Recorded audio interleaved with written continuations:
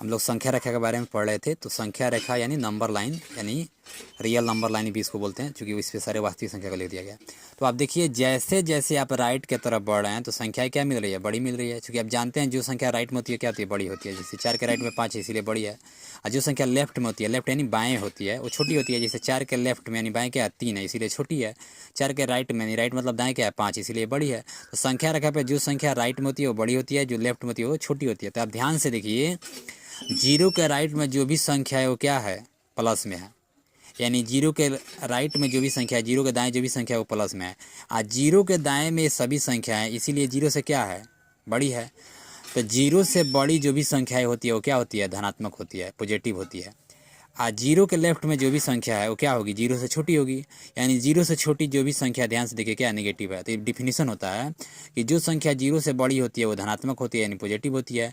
और जो संख्या 0 से छोटी होती है वो क्या होती है, ऋणात्मक होती है, यानी निगेटिव होती है। यानी कोई भी संख्या जो 0 से बड़ी हो वो धनात्मक होगी, यानी प्लस।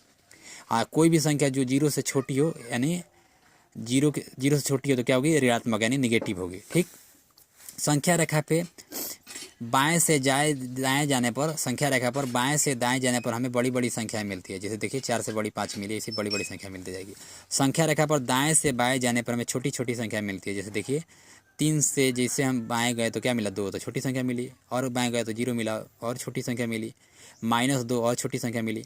कोई आपसे पूछे -3 में और -2 में कौन बड़ा है संख्या रेखा पे, तो -2 बड़ा होगा। क्यों?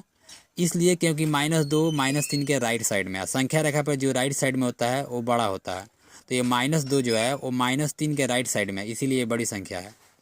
-4 और -3 में कौन बड़ी है कौन छोटी है, तो -4 छोटी है, -3 बड़ी है। क्यों?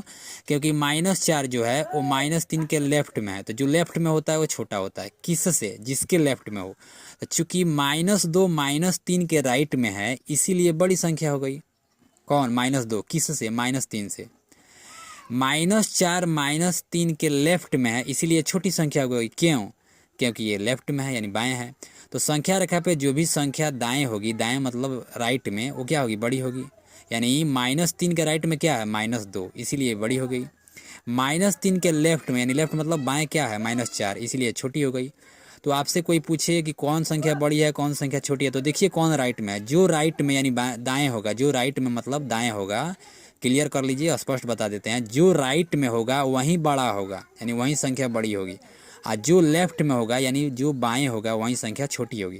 तो जो संख्या लेफ्ट में होगी यानी बाएं के तरफ होगी वो छोटी होगी, और जो संख्या राइट में होगी यानी दाएं होगी वो बड़ी होगी। तो -3 के दाएं है -2 तो बड़ी।